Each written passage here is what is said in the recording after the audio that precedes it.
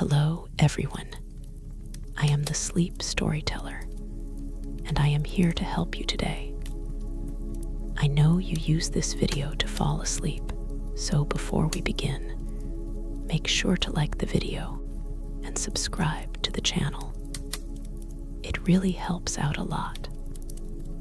Also, let me know in the comments, where are you from and what time are you listening? Now get comfortable and relax. The stars shimmered like a river of silver across the vast sky, untouched by the passage of time, ageless and eternal. The air, cool and fragrant with the scent of untouched forests, carried the faintest whisper of melodies too ancient for mortal tongues to recite. And in this stillness, where the earth had yet to know the footsteps of many, the firstborn awoke. Beneath the vast heavens, by the shores of a tranquil inland sea, they opened their eyes to a world filled with wonder and mystery. Their skin, pale and luminous, reflected the starlight, and their gazes held the depth of ages yet to come. The elves had arrived in the heart of Middle-earth, where twilight reigned before the first sunrise. These ethereal beings stepped onto soil that had never before been touched by creatures of their grace. They were known as the Eldar, the people of the stars, for it was the starlight that first greeted them upon their awakening, and to that celestial glow they would forever be bound. Every whisper of the wind, every ripple across the water's surface seemed to hum with the unspoken knowledge of the world they had been born into, though they did not yet fully understand their purpose. Their hearts stirred with an ancient longing, an urge to explore, to learn, to create. The Valar, great beings who had shaped the world under the guidance of Eru Ilúvatar, watched from their distant lands across the sea. They had awaited this moment, knowing the elves would be the first of the children of Ilúvatar to walk Middle-earth. And yet, as joy filled their hearts, a shadow stirred on the horizon. Morgoth, the great betrayer, had already laid his claim to the lands of Middle-earth, twisting its beauty with his malice and hunger for dominion. He saw the awakening of the elves, and in them he saw both a threat and an opportunity. It was not long before the Valar sent messengers, calling the elves to come westward beyond the sea, to dwell in the blessed land of Aman, where light and beauty surpassed all earthly wonders. Yet the elves, so newly awakened, were hesitant. Middle-earth was the only home they had ever known. Some felt the pull of the call and embraced the journey with eager hearts, while others refused to leave, bound by an unspoken connection to the lands of their birth. Thus, the elves were divided. Those who chose to embark on the journey to Aman became known as the Eldar, while those who remained behind were called the Avari, the unwilling. Among the Eldar, 3 great leaders emerged, each guiding their people on the long and arduous journey westward. Ingwe led the Vanyar, the fair-haired elves who felt the strongest pull toward the Valar and the wisdom they offered. Finwë led the Noldor, elves of remarkable skill and insatiable curiosity, whose hands would one day craft works of beauty and power beyond imagination. Elwë, later known as Thingol, led the Teleri, lovers of rivers and the sea, who found joy in music and the whispers of the waves. Their journey, filled with trials and moments of wonder, would forever shape the history of the elves and the fate of Middle-earth itself. But not all the Teleri completed the journey. Many lingered along the way, entranced by the lands they passed, choosing instead to remain in Middle-earth, becoming the Sindar, the Grey Elves. Elwë himself was lost to his people for a time, for he had wandered deep into the forests, and there, beneath the boughs of an ancient tree, met Melian, a Maya of great power and beauty. In her presence, time itself seemed to pause, and he stood entranced, bound by love so deep that the world beyond faded away. His people, left leaderless, waited for him in sorrow. But fate had marked a different path for them, as those who had heeded the call of the Valor reached the shores of the Great Sea.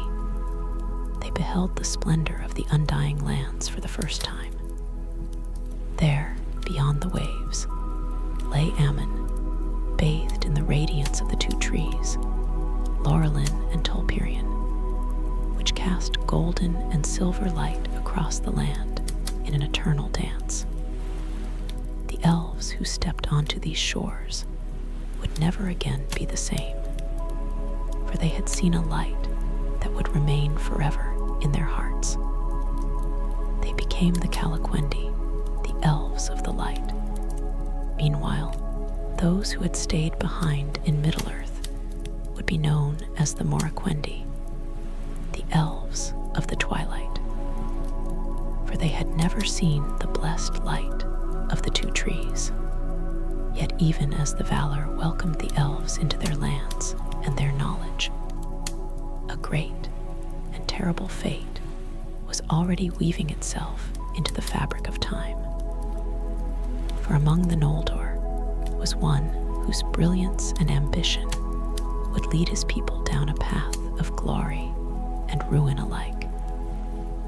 His name was Feanor, the most gifted of all the elven craftsmen, and he would one day shape 3 jewels that held within them the very essence of the two trees' light, the Silmarils. These jewels, unrivaled in beauty, would become both the greatest treasure of the elves and the cause of their deepest sorrow. As the first days of the elves unfolded, the world held its breath, for the story of the firstborn was only beginning. Light and darkness would soon collide, and the choices made in these early years would echo through the ages to come. In the land of Ammon, beneath the ever-glowing light of the two trees, the elves flourished. The Vanyar, ever devoted to wisdom and song, lived closest to the Valor, dwelling near the high mountain of Tanaquetil, where Manwë, the king of the Valor, resided. The Noldor, driven by an insatiable thirst for knowledge, built their great city of Tirion upon the hill of Tuna, crafting wonders that had never before been seen. And the Teleri, lovers of the sea, built the beautiful port of Ulqualinde, their swan-shaped ships drifting upon the silver waves. Here, in this land of undying beauty, peace reigned, and the elves, for a time, knew no sorrow. But peace is a fragile thing, and even in Ammon, shadows could grow. Among the Noldor was Feanor, son of Finwë, a mind unlike any other, whose hands could shape jewels that shone with an inner fire. He was a master craftsman, gifted beyond all others, and from his brilliance were born the Silmarils, 3 gemstones that captured the mingled light of Laurelin and Tolperion, holding within them the very essence of the undying lands. To look upon them was to see the purity of the world before corruption, a light untainted and eternal. The Valar marveled at his work, and the elves revered them as the greatest treasures ever made. But such beauty could not go unnoticed. And even as the elves rejoiced, Morgoth, once the mightiest of the Valar, but now the great betrayer, plotted in the shadows. He had been released from his imprisonment, feigning repentance, and had walked once more among the elves, sowing discord with whispers of half-truths and deceit. He spoke of the Valar as jailers who sought to keep the elves from ruling their own destiny, of how the Noldor were mightier than their protectors and should claim Middle-earth as their own. And most insidiously, he spoke to Fëanor of treachery, of how his own kin would seek to steal the Silmarils, the pride of his heart. Fëanor, proud and quick-tempered, fell into Morgoth's snare. Suspicion took root in his mind, and soon he turned against his own people, even against his own half-brother, Fingolfin, believing that he sought to usurp his place. The harmony of the Noldor shattered, and tension gripped Tirion. The Valar, seeing the unrest, sought to bring peace, but Morgoth had already set his plans into motion. Then, in a single night of fire and grief, tragedy struck. Morgoth, having long desired the light of the Silmarils, struck when the elves were most vulnerable. He crept into the heart of Ammon with Ungoliant, the monstrous weaver of darkness, and together they struck down the two trees, poisoning their light and leaving the land in blackness. The beauty of Ammon dimmed, and a sorrow unknown before fell upon the elves and the Valar alike. But Morgoth was not finished. As the land wept in darkness, he entered the house of Finwë, slaying the High King of the Noldor and stealing the Silmarils from their resting place. Then, fleeing into the depths of Middle-earth, he carried his stolen prize back to Angband, his fortress of shadow, crowning himself with the jewels as a dark mockery of the light he had stolen. Fëanor, upon learning of his father's murder and the theft of the Silmarils, was overcome with grief and fury. His sorrow twisted into vengeance, and in that moment he spoke the oath of Fëanor, a vow so powerful that it would shape the fate of the elves for generations. He and his 7 sons swore to pursue the Silmarils to the ends of the world, to claim them from any hand that dared withhold them, even if it meant slaying their own kin. The weight of the oath bound them in an unbreakable curse, and their hearts burned with a fire that would bring ruin upon all who stood in their way. Against the council of the Valar, Fëanor gathered the Noldor and declared their exile from Ammon. He called upon his kin to follow him, to leave behind the undying lands and reclaim Middle-earth from the grasp of Morgoth. Some hesitated, torn between love for their home and loyalty to their kin, but many followed him, including Fingolfin and his people, though bitterness still lay between them. And so began the great march of the Noldor, a journey that would stain the history of elves with both heroism and sorrow.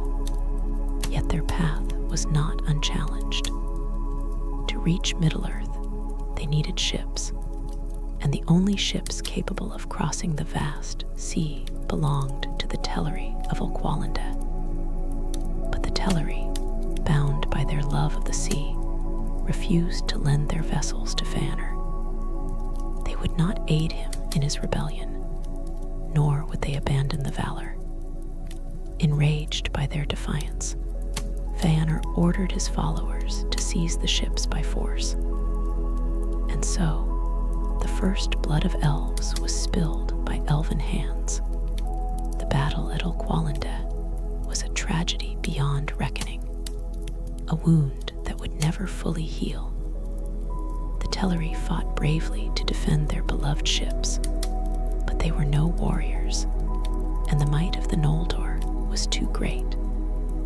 By the time the battle ended, the shores of Ulqualinde were stained red with the blood of the fallen, and the Noldor had become kinslayers.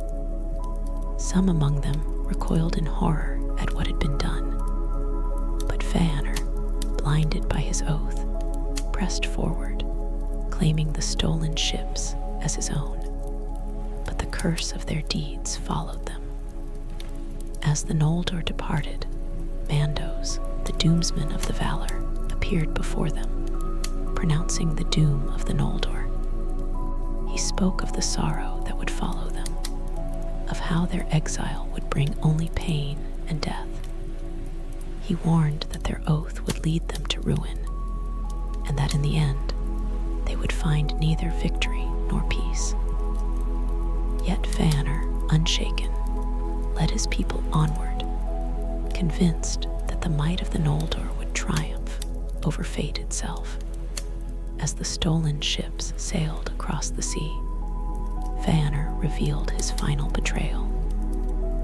Rather than sending for Fingolfin and those who had followed on foot, he burned the ships upon reaching Middle-earth, stranding them in the cold, merciless north.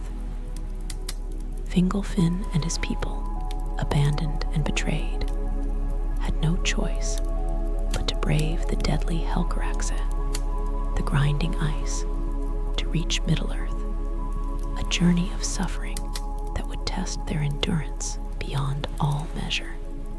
Thus, the Noldor entered Middle-earth not as noble heroes, but as exiles cursed by their own pride, bearing the weight of an oath that would shape the destiny of elves and men alike.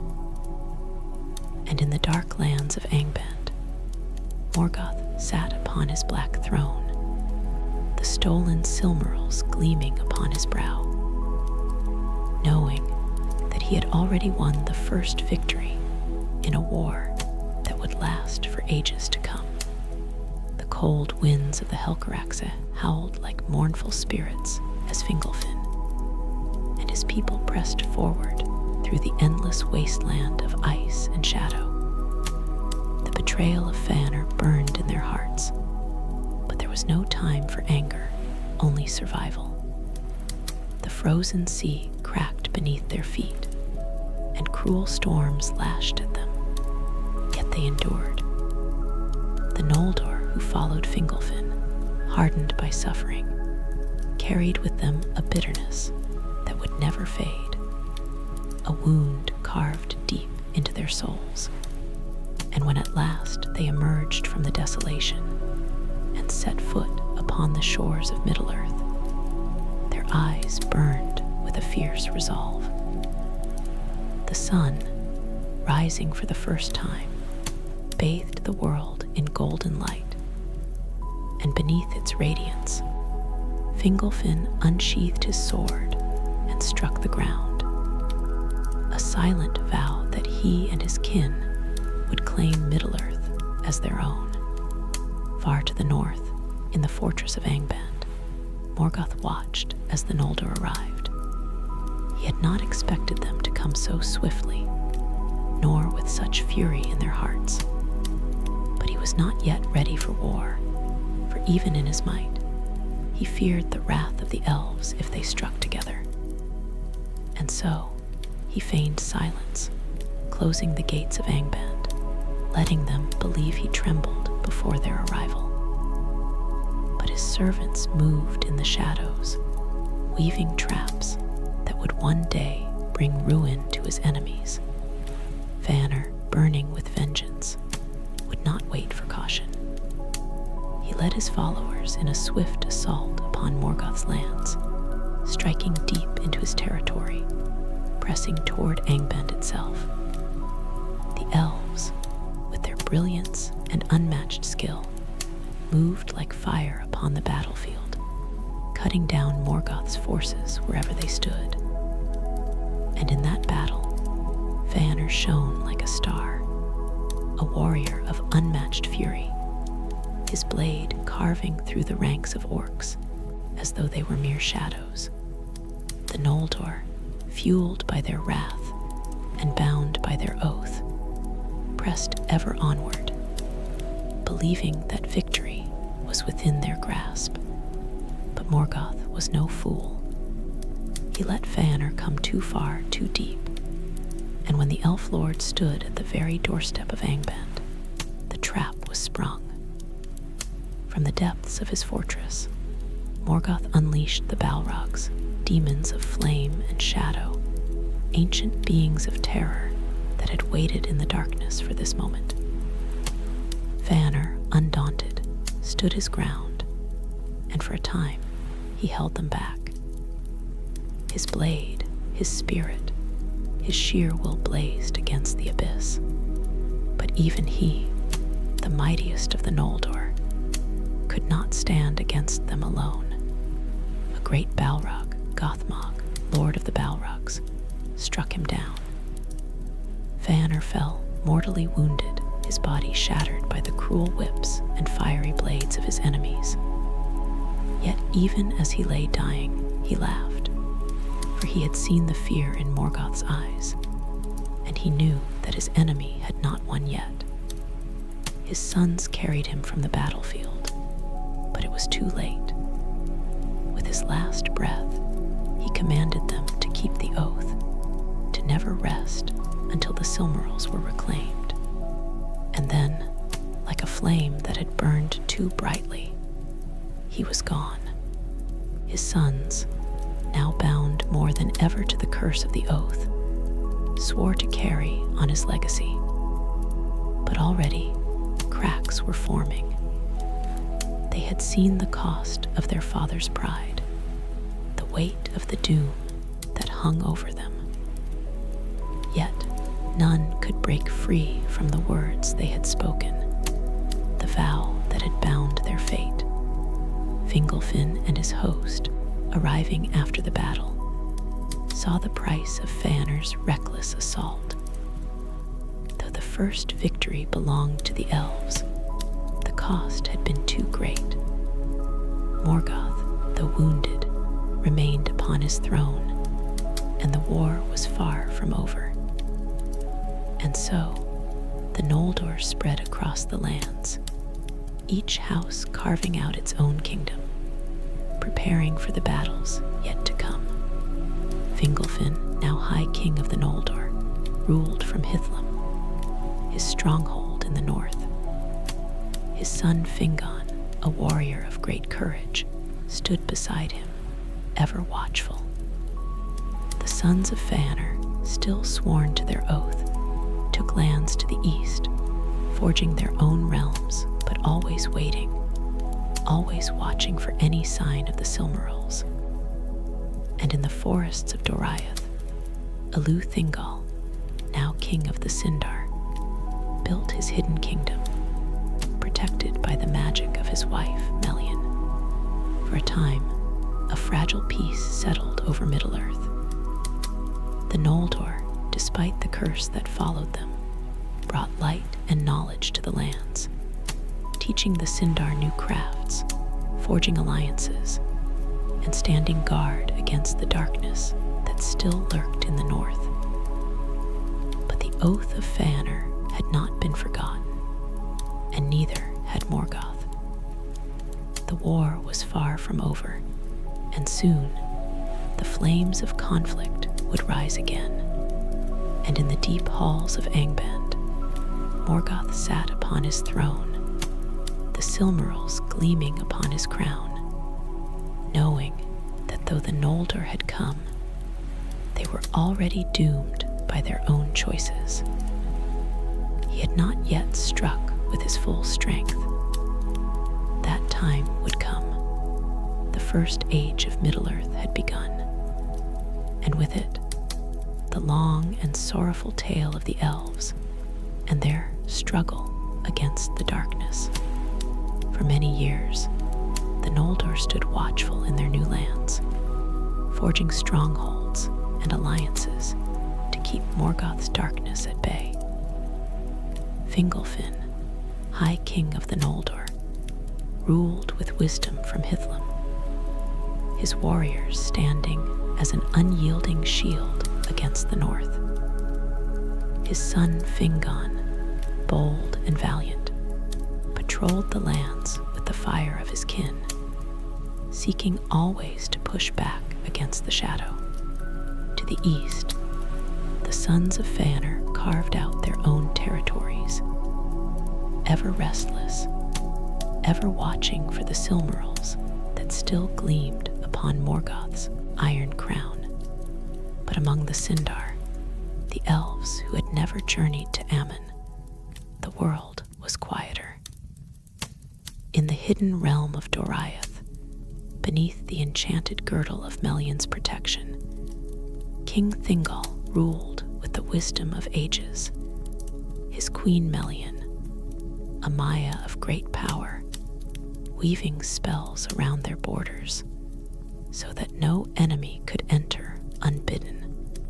The elves of Doriath had little love for the Noldor, for word of the kinslaying at Ulqualinde had reached them, and the blood spilled by Fëanor's followers stained their hearts with distrust.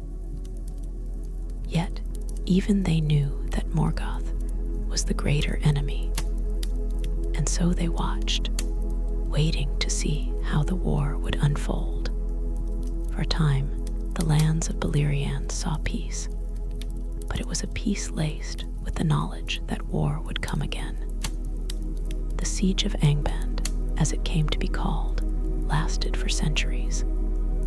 The Noldor had driven Morgoth's forces back into the dark pits of his fortress, and though he struck out from time to time, he could not yet break free. But Morgoth was patient, and his hatred was boundless. He had suffered humiliation at the hands of the elves, and in the long years of siege, he wove his most insidious plots. Then, without warning, the world changed. The siege was broken.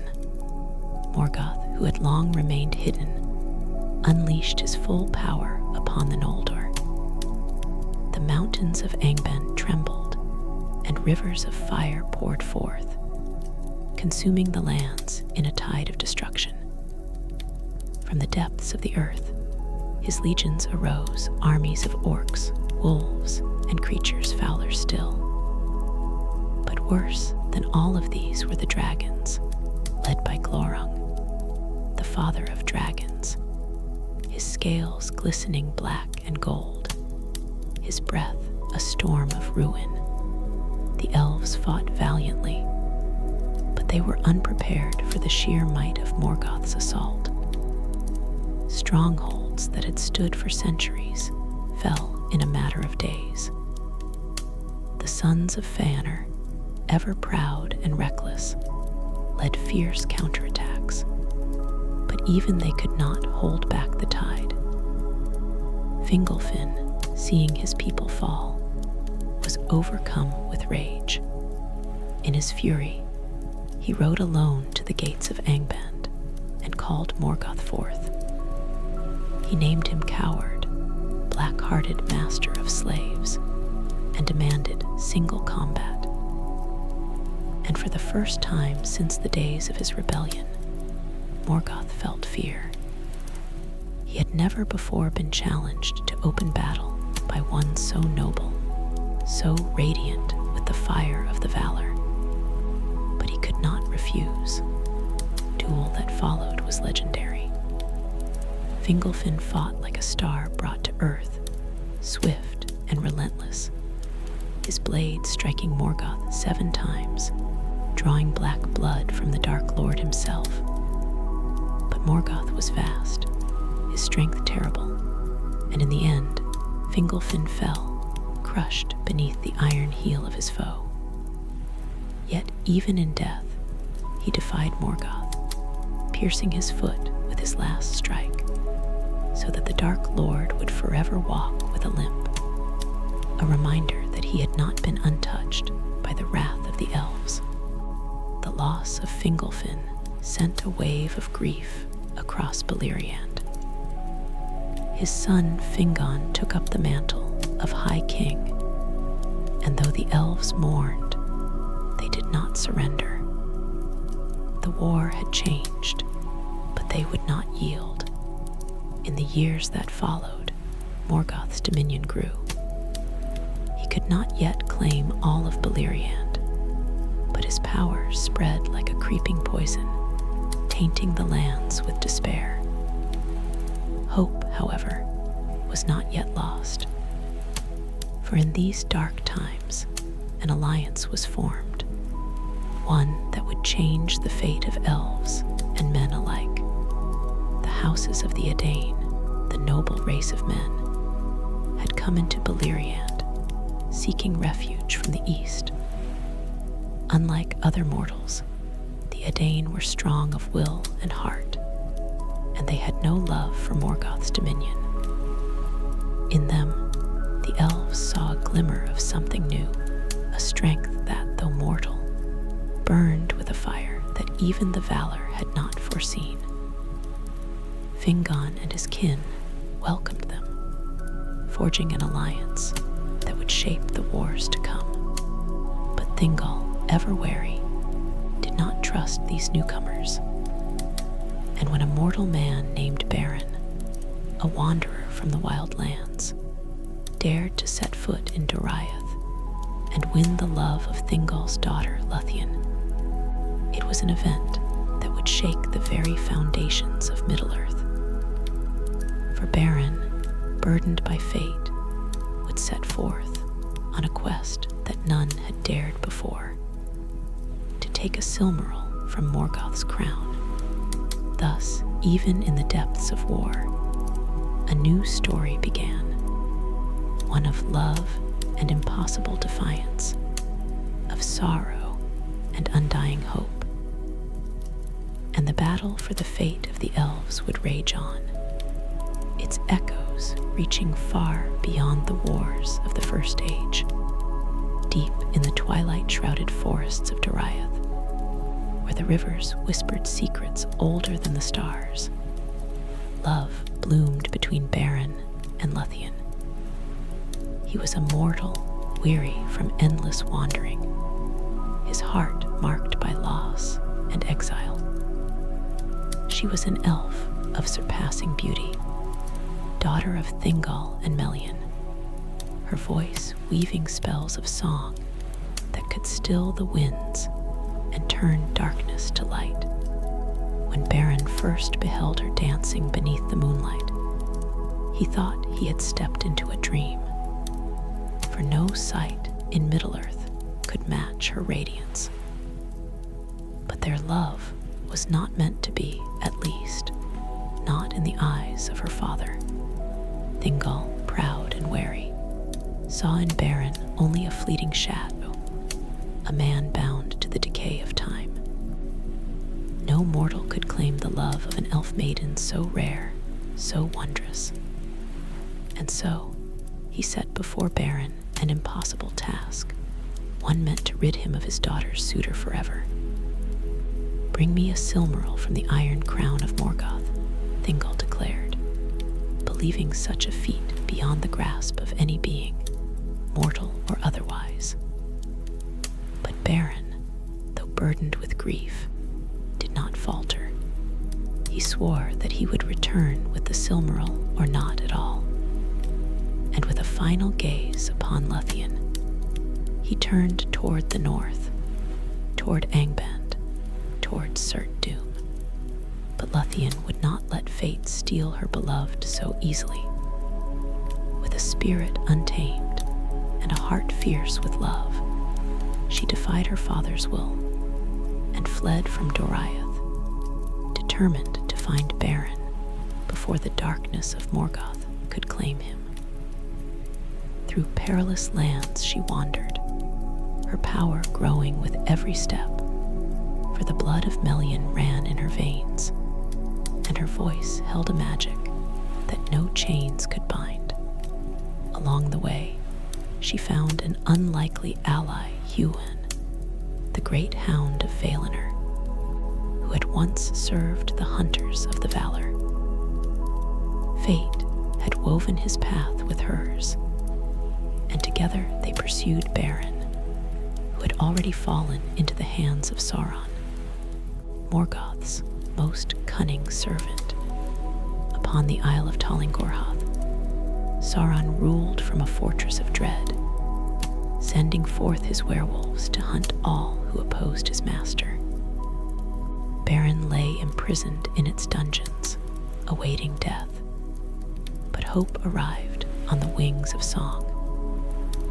Lúthien, standing before the black gates of Sauron's keep, raised her voice, and the spell of her singing wrapped the land in an enchantment deeper than dreams. Even Sauron himself trembled at the sound. He sent his mightiest werewolf against her. But Huan, the hound of fate, leapt upon the beast and struck it down. Then, in a moment of folly, Sauron took the shape of a monstrous wolf to battle Huan himself. But prophecy had long spoken of the great hound's fate, that only the greatest of wolves could defeat him, and only once.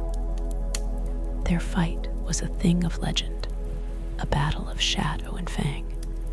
But in the end, Huan's jaws found their mark.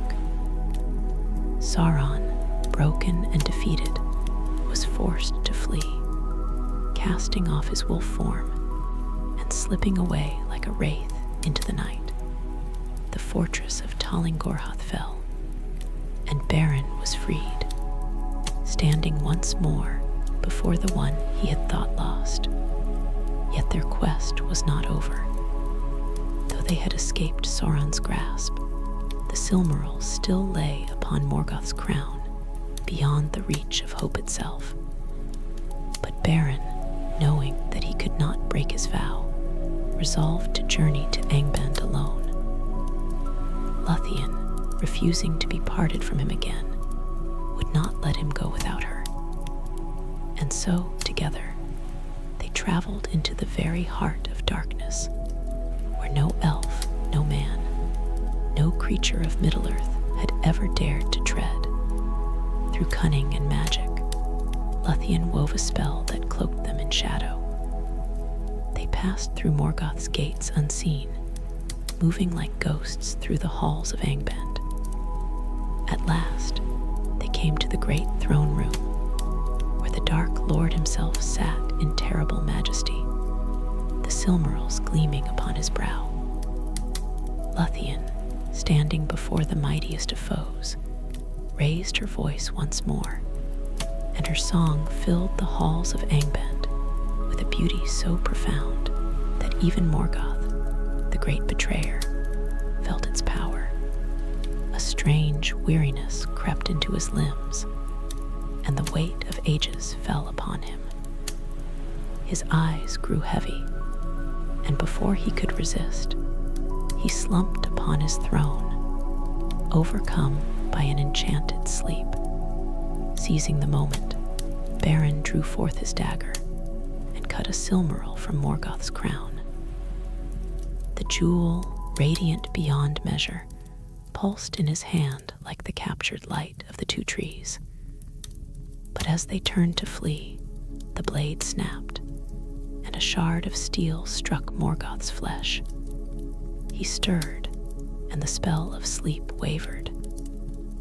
In that moment, the great wolf Carcharoth, the guardian of Angband's gates, awoke and barred their path. With a single strike, he lunged forward, and before Beren could react, the beast's jaws closed upon his hand, swallowing the Silmaril whole. Pain seared through Beren, but even as he fell, the jewel's light burned within the wolf, driving it into a mad frenzy. Carcharoth, consumed by the Silmarils' power, howled in agony and fled, leaving destruction in his wake. Beren and Lúthien, wounded and exhausted, escaped from Angband, but their quest had cost them dearly. When at last they returned to Doriath, Beren, with his maimed hand, stood before Thingol and spoke the words that would echo through the ages. "Behold, I bring you a Silmaril in my hand." Thingol, struck by the weight of Beren's sacrifice, could no longer deny his worth. He gave his blessing, and Beren and Lúthien were wed, their love defying the very fabric of fate. But their happiness was brief. Carcharoth, the cursed wolf, still roamed the lands in madness, leaving ruin wherever he passed. The Elves of Doriath hunted him, and in the final battle, Huan the Hound, fated to die only at the jaws of the greatest wolf, met his end. But Carcharoth too was slain, and from his belly they retrieved the Silmaril. Yet Beren, wounded in the struggle, did not live to see the days of peace that followed. Lúthien, unable to bear the weight of her sorrow, chose to follow him beyond the veil of the world. Before Mandos, the keeper of souls, she stood and sang a song so sorrowful, so filled with love and longing, that for the first and only time, the halls of the dead were moved to pity. And Mandos, bound by law yet swayed by the depth of her love, did what had never been done before. He granted them a choice. Beren and Lúthien were allowed to return to Middle-earth, but only as mortals bound to the fate of men. And so they lived once more, not as elf and man, but as two souls bound by love beyond the reach of time. Their story would become legend, sung by elves and men alike, a tale of love that even death could not sever. But the Silmaril, reclaimed at such cost, remained in Thingol's hands. And it would bring neither peace nor joy to Doriath, for the oath of Fëanor had not been forgotten, and the sons of the Noldor would not rest while any hand but theirs held what they had sworn to reclaim. The shadow of doom still hung over the elves, and though love had won its battle, the war for the fate of the Silmarils was far from over. The Silmaril, won through sorrow and sacrifice, now rested in the hands of Thingol, the king of Doriath.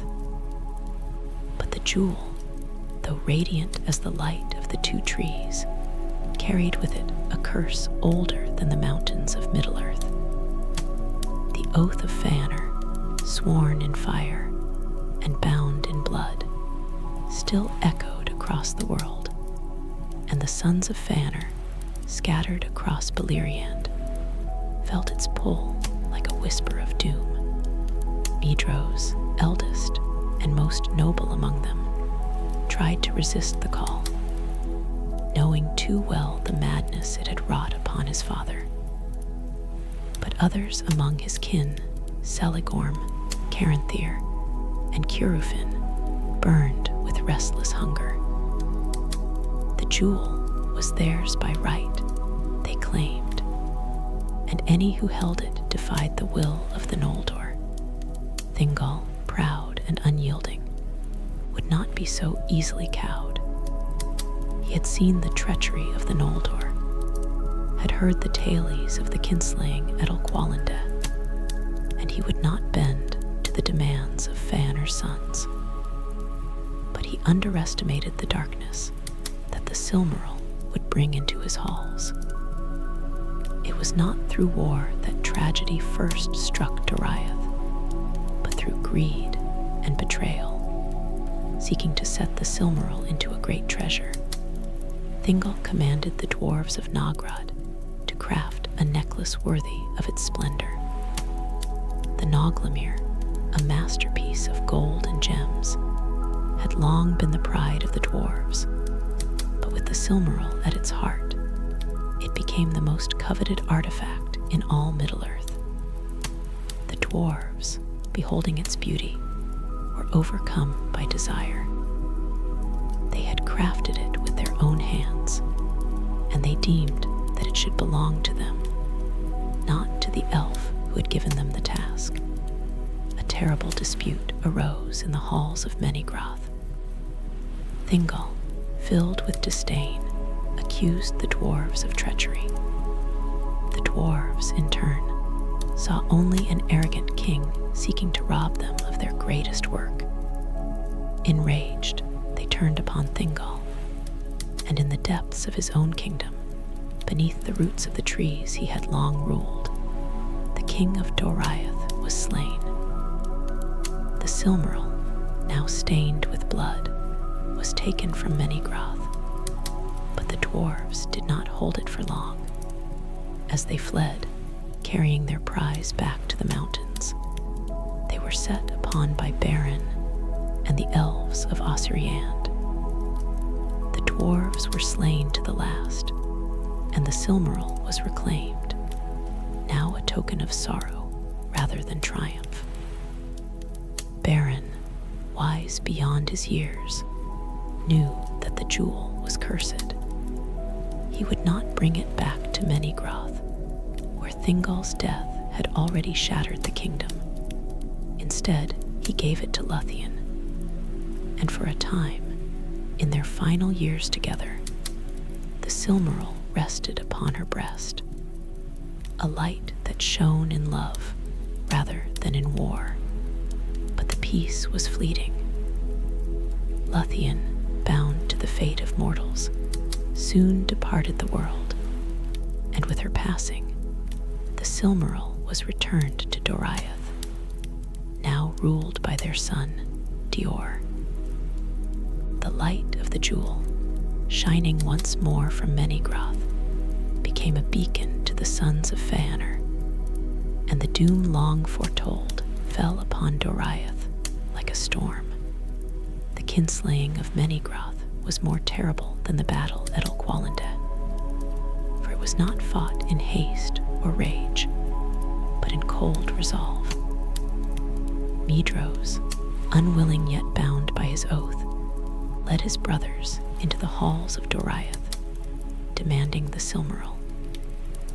Dior, standing in the place of his father, refused.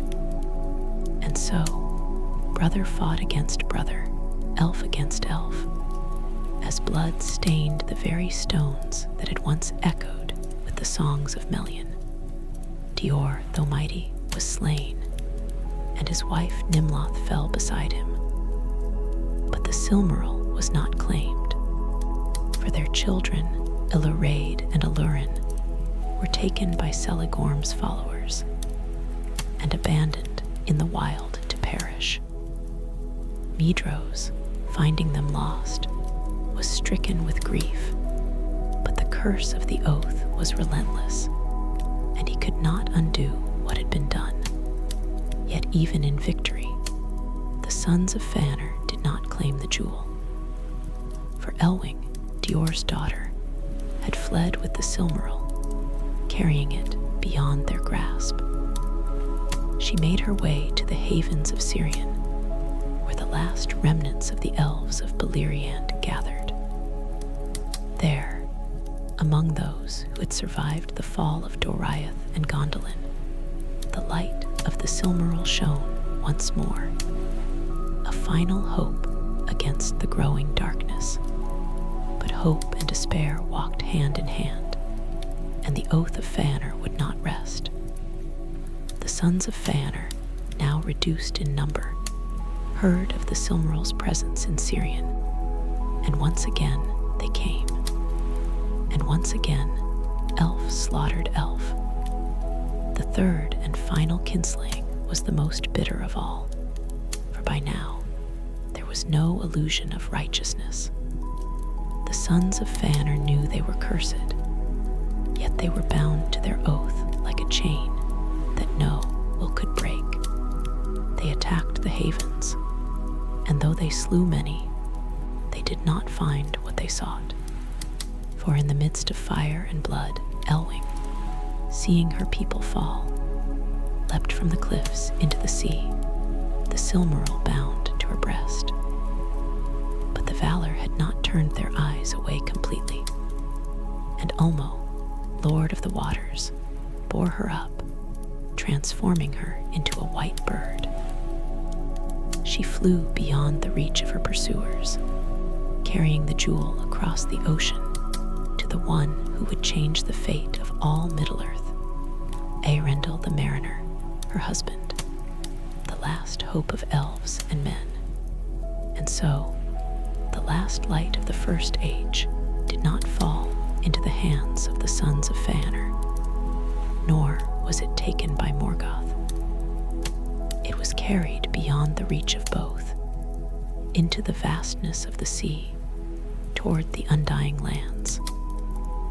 And with it, the final plea of the elves and men of Middle-earth would be carried to the Valor, who alone could decide whether Middle-earth would stand or fall.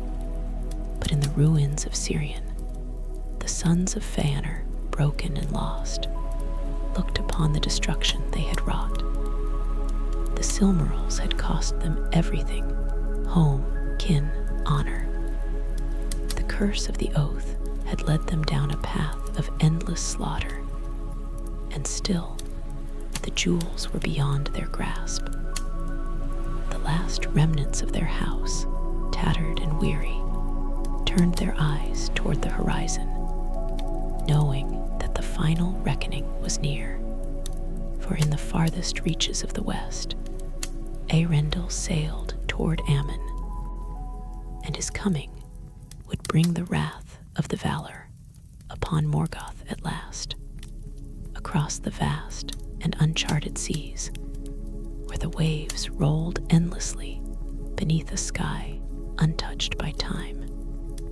Eärendil the Mariner sailed westward, guided by the light of the Silmaril bound upon his brow.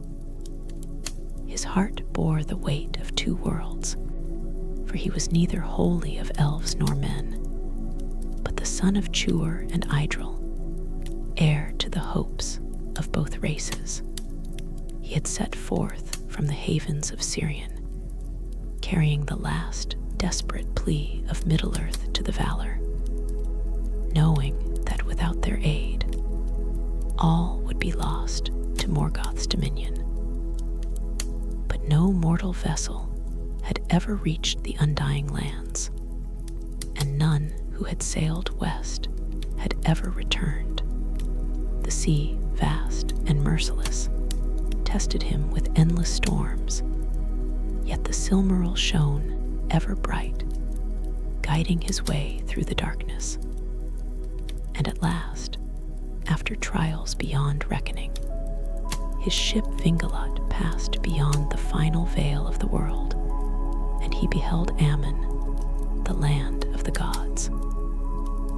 But to step upon those shores was forbidden, for the doom of Mandos still lay upon the Noldor. Yet Eärendil, bound by fate, defied all laws and set foot upon the land of the deathless, not for his own sake, but for the sake of elves and men alike. In the halls of Valinor, before the thrones of the Valor, Eärendil stood and spoke. He told of the ruin of Beleriand, of the endless war, of the suffering of the elves, and the fall of their kingdoms. He spoke of the treachery of Morgoth, of the Silmarils that had been stolen, and of the doom that lay upon Middle-earth if the Valor did not rise once more against the great enemy.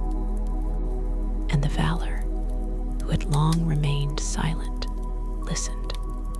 For the first time since the rebellion of the Noldor, their hearts were moved with pity. Manwë, High King of Arda, rose from his throne, and he called forth the host of the Valor. The time of silence was over. The last war, the War of Wrath, would begin. Eärendil, for his part, was not permitted to return to Middle-earth, for he had stepped where no man should walk. But neither was he cast aside. Instead, the Valor granted him a fate unlike any before him. His ship, Vingalot, was lifted into the sky, and he became the evening star, forever sailing the heavens, the Silmaril upon his brow shining as a beacon of hope for all who dwelt below. Then from the undying lands, the Valor sent forth their armies, and their wrath shook the very bones of the world. The great host of the Aenir descended upon Middle-earth, led by Eärendil, herald of Manwë, and the Maiar, who had once walked unseen among elves and men, now marched to war in all their glory.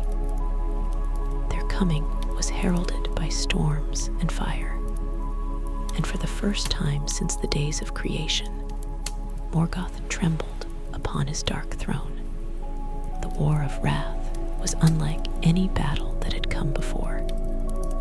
The skies burned, the seas rose in towering waves, and the mountains were sundered by the force of the Valor's fury. The hosts of Morgoth, vast beyond reckoning, poured from Angband, but they were no match for the wrath of the West. The Balrogs, once the terror of the Elves, fell one by one, driven from their halls of flame and hunted down to the last. The orcs, twisted mockeries of the firstborn, were scattered, their armies broken beyond all hope of recovery. Then, at last, the final battle came. Morgoth, seeing his forces destroyed, unleashed his greatest weapon, Ancalagan the Black, mightiest of all dragons. The beast rose from the depths of Angband, his wings blotting out the sun, and his fire turned the sky to molten gold. But from the heavens, Eärendil came, leading the last charge against the dragon horde. The battle raged across the skies for a day and a night, and in the end, Ancalagan fell, his vast form crashing upon the peaks of Thangorodrim, breaking Morgoth's fortress asunder. With his last defenses shattered, Morgoth was taken in chains. No longer was he the mighty Dark Lord who had defied the Valor. He was dragged before the throne of Manwë, bound and broken. And at last, the judgment long awaited was pronounced. The Valor cast him beyond the world, into the void, where he would remain until the end of time. His reign of terror was ended, and the first age of Middle-earth came to a close. Yet the cost of victory was beyond measure. Beleriand, the land of the Elves, was no more. The great battles had broken the earth itself, and the land was swallowed by the sea. The realms of Fingolfin, of Thingol, of Gondolin, and Nargothrond all were lost beneath the waves. The elves who had once ruled the west of Middle-earth now stood upon its shores, exiles once more, their golden age drowned beneath the waters. And the Silmarils, the jewels that had caused so much war and sorrow, remained bound to fate. One was still aloft in the sky, bound to Eärendil's brow. But the last two, recovered at last by Medros and Maglar, the surviving sons of Feanor, did not bring the peace they had long sought. For the oath had twisted them, and when at last they took the Silmarils, they burned in their hands. The jewels, once the pride of their father, rejected them, for they had been stained with too much blood. In despair, Medros cast himself into a fiery chasm, and the Silmaril he held was swallowed by the earth. Maglar, grief-stricken, cast his into the sea and wandered the shores of the world, singing sorrowful songs until the end of days. Thus, the 3 Silmarils were forever lost, one in the sky, one in the earth, and one in the sea, never to be united again. The war of wrath had ended, but the elves knew that their time was passing. Many among them, weary of the sorrows of Middle-earth, turned their eyes westward. The Valor, moved by their suffering, lifted the doom of Mandos, and the ships of the elves once again sailed toward Ammon, where those who sought peace could dwell in the light of the undying lands. Yet some chose to stay. Gil-galad, the last High King of the Noldor, remained in Middle-earth, gathering the remnants of his people. Elrond, son of Eärendil, chose to dwell among men and elves alike, shaping the world that would come after. And Galadriel, proud and wise, would not yet forsake Middle-earth, for she still held hope that a new age would bring healing to the wounds of the past. The First Age was over. Morgoth was defeated, the Silmarils were lost, and the elves, once the rulers of Beleriand, were now scattered. But though the Dark Lord had been cast beyond the world, his shadow had not fully faded. For in the ruins of Angband, in the deep places untouched by war, his greatest servant still remained. Sauron, once the lieutenant of Morgoth, had escaped judgment. He had watched as his master fell, and he had learned the lessons of war. And in the silence that followed the great battles, he began to weave a new plan, one that would shape the fate of Middle-earth for ages to come. The Second Age was dawning, and though the First Age had ended in fire and ruin, the echoes of its battles would be felt for all time. The elves had won their war, but the world had been forever changed. And in the west, beneath the light of the Silmaril that still shone in the heavens, the ships of the elves set sail toward the distant shores of Ammon, where the grief of ages might at last find rest, as the echoes of the war of wrath faded, and the waves swallowed the broken lands of Beleriand. The elves stood at the threshold of a new age.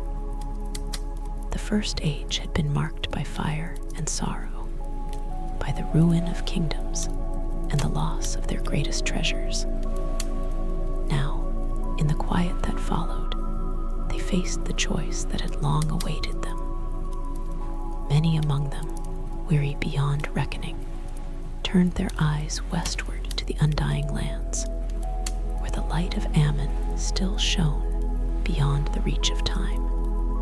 The Valor, having lifted the doom of Mandos, opened the way for those who sought peace.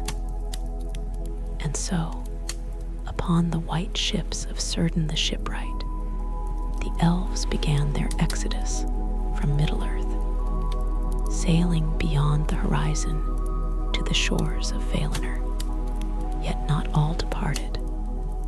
In the east, the remnants of the Noldor and Sindar gathered under the banner of Gil-galad, the last High King of the Noldor. He saw that though Morgoth had been defeated, darkness was not fully vanquished. The world was changing, and Middle-earth would need its guardians still.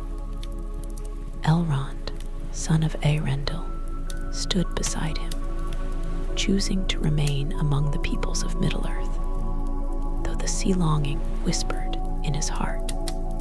Galadriel, wise and proud, refused to leave as well, believing that her fate was still bound to the lands she had once sworn to rule.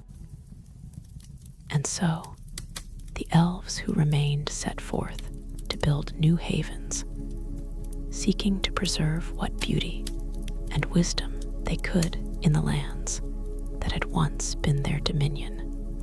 But far to the south, hidden among the ruins of Morgoth's empire, a new shadow stirred. Sauron, once the lieutenant of the great enemy, had not been captured in the final war. He had watched as Morgoth fell, had seen the ruin of Angband, and in that moment he had chosen to flee. Unlike his master, he had no desire for open war against the Valor. He was patient. He would rebuild in secret, crafting a dominion of his own. At first, he came in fair form, hiding the darkness in his heart. To the elves who remained, he spoke with words of wisdom, offering gifts of knowledge, feigning repentance for his past allegiances. Many did not trust him, but some, eager for the power that had once been lost, listened.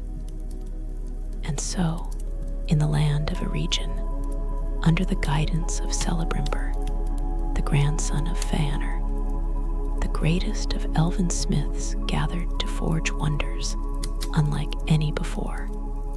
From their hands came the rings of power, crafted with skill beyond mortal reckoning, each imbued with magic to preserve the beauty of the world against the slow decay of time.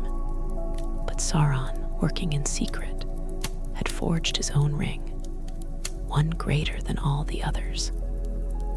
In the fires of Mount Doom, he bound his will into the One Ring, seeking to control all others, to bend the wills of elves, men, and dwarves alike. And when he placed it upon his finger, the elves knew at once that they had been deceived. The 3 rings, made without his influence, were hidden away, one with Galadriel in Lothlorien, one with Elrond in Rivendell, and one with Círdan, the shipwright. But the others, the rings given to men and dwarves, became weapons of Sauron's dominion. And so the Second Age began, not in peace, but in the slow creeping of a new shadow. Gil-galad, foreseeing the coming storm, stood against Sauron, raising the banners of the elves once more. He called upon the men of Númenor, the greatest kingdom of mortals, whose line descended from Elros, the brother of Elrond. Together, elves and men formed the last alliance, marching to war against Sauron. For years the war raged, and at last, upon the black plains of Mordor, the final battle was fought. Gil-galad, last High King of the Noldor, fell in battle. Eärendil, King of Men, fell beside him.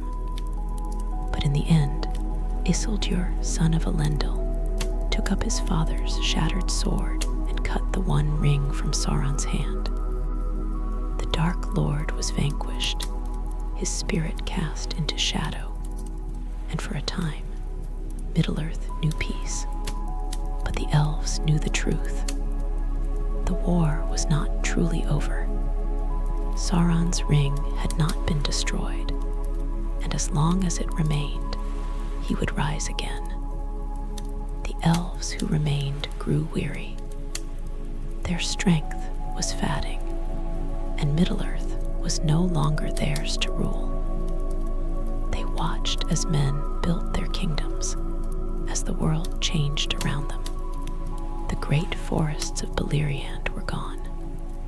The silver towers of Tirion lay beyond the sea, and the Silmarils, once the cause of endless war, were lost forever, one in the sky, one in the sea, and one in the deep places of the earth. And so, one by one, the elves began to leave. The white ships of Círdan sailed from the gray havens, carrying the last of the Eldar across the sea. Galadriel, who had once defied the valor to remain in Middle-earth, at last accepted the call. Elrond, though his heart was heavy, followed as well. The Third Age passed, and with it, the last echoes of the firstborn. The lands they had once ruled faded into legend, their cities buried beneath time and shadow. And in the end, when the One Ring was finally destroyed, and the last thread of Sauron's power was unraveled, the final ships set sail. As the last of the elves departed, the world of men rose to take its place. The age of elves had ended, and the age of men had begun. Yet, in the quiet places of Middle-earth, their memory lingered. In the whispering leaves of ancient forests, in the songs that echoed through the mountains, in the ruins of towers long abandoned, the presence of the firstborn remained, a faint light, like the glimmer of stars upon still water. And in the sky, beyond the reach of time, Eärendil still sailed, the Silmaril upon his brow, shining down upon the world, a last reminder of the age when elves walked among mortals. And the light of the two trees still lived in their hearts. So ends the tale of the firstborn, of their triumphs and sorrows, of their love and their loss. Their time in Middle-earth has passed, but their story will never fade. For as long as the stars shine above, the memory of the elves will remain. And so, dear traveler, as you close your eyes and drift into slumber, let the echoes of their songs carry you to peaceful dreams. Imagine the golden woods of Lothlorien, the silver towers of Tirion, the still waters of Cuivanen, where the elves first awoke. Let their legacy, like the gentle lapping of waves against the shore, guide you into the realm of rest, where time flows softly and starlight never fades. Good night, and may the firstborn's grace watch over you in dreams as endless as the sea.